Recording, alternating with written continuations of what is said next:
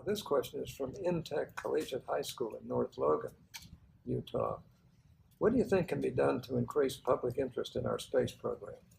Wow, that's a really good question. And here's the funny thing. I find that when I go around and talk to people around the country about space, and I've been doing it for 20 years now, I find that people are actually very interested in our space program. Oh, yeah. They are very interested in the space program, and they're very proud of our space program. And there were actually a lot of people who were upset that we were canceling the shuttle because they perceived that to be a cancellation of the space program.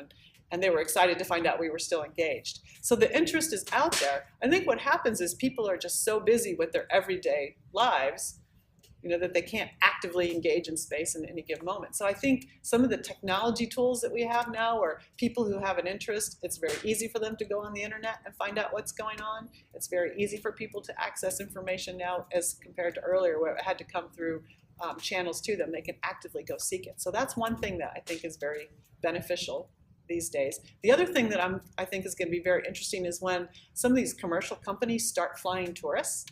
For example, Virgin Galactic has a way to take people suborbital, and then Blue Origin also has a way to take people suborbital and later potentially orbital. And then, of course, SpaceX and Boeing are working on orbital vehicles. But the suborbital area is going to be interesting because people are going to go up and they're going to get 5 minutes of an experience of being in space. So it's going to be high enough that you're going to get the horizon view like I did, and it changes your view of the planet and our role on it. But they're also going to get five minutes of microgravity, so they'll get the whole experience. These people are going to come back, and they're going to be very excited about their experience, and they're going to want to share their experience, just like we go out as astronauts and share our experience. That's terrific. Yeah, and that will raise the awareness in the public as well, I think. That sure will. This question is from Intech Collegiate High School in North Logan. What did your family say when you first told them you wanted to be an astronaut? And how did they react when you did? Yeah, that's a really good question because, when I first dreamed of becoming an astronaut, I was in middle school, and I was very shy about having such a lofty goal because I was just, I was a little girl in a small town in Southern Illinois. Who was I to think that I could go do something so amazing like be an astronaut, right? So I was actually very shy about it, and I didn't talk to many people about it because I didn't want to be laughed at. Like, oh, yeah, right, you're going to go be an astronaut, ha, ha, ha, right? I felt like that would hurt me, so I didn't want to talk about it that much. I told my family, and I was very fortunate. I had parents who were very supportive, who are very strong on education, encouraged myself and my 3 siblings to get a good, strong education, and they encouraged us all to pursue our dreams. Now, when I first told them, it was around high school, that this is what I wanted to do, I have no idea if they really believed that I could go do it, but they gave me tons of support. Yeah, if that's what you want to do, you should just go for it and see what happens. And so when I actually got the phone call for the interview and I called them, I don't know what their reaction was, but they were probably shocked and amazed that I had gotten that far because it is such a remote possibility, right? It's tough to do. It is.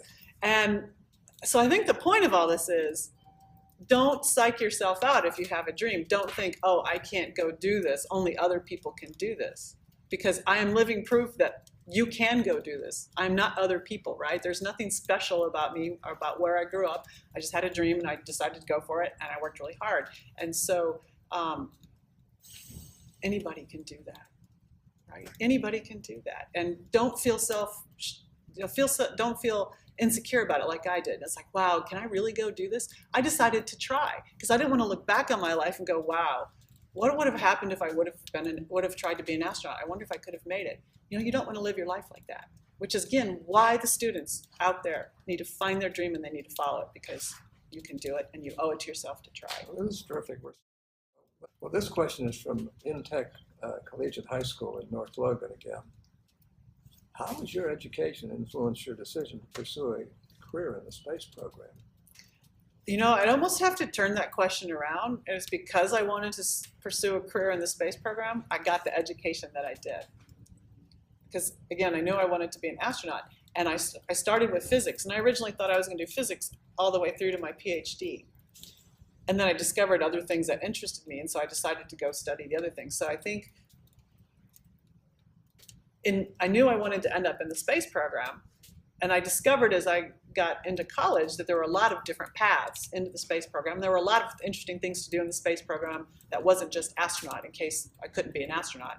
And so I started getting interested in some of these other paths and simply just pursued my passions. Like, oh, electrical engineering looks interesting. I need to learn electrical engineering. Oh, material science looks interesting. I didn't know it existed before. This looks really fun because it's a combination of science and engineering together. Oh, I need to go study that. And so it was really, having this bigger goal that I know I wanted to do astronaut and not that something in the space industry, and then just learning what all the different possible paths were and finding the one that really resonated with me, or just, what's the most interesting thing I can go learn today. It was really, that's how that all unfolded. You're still looking at other ways of utilizing your education as well. Oh, absolutely. I think, and I tell people when I talk to college students, and especially engineering students, I said, look, the most important thing that you're learning here in college is, first of all, you're learning the technical vocabulary in the field that you're working in, but you're learning how to solve problems, because that's what we do in science and engineering. We learn how to solve problems, and you can take that skill set and you can take it anywhere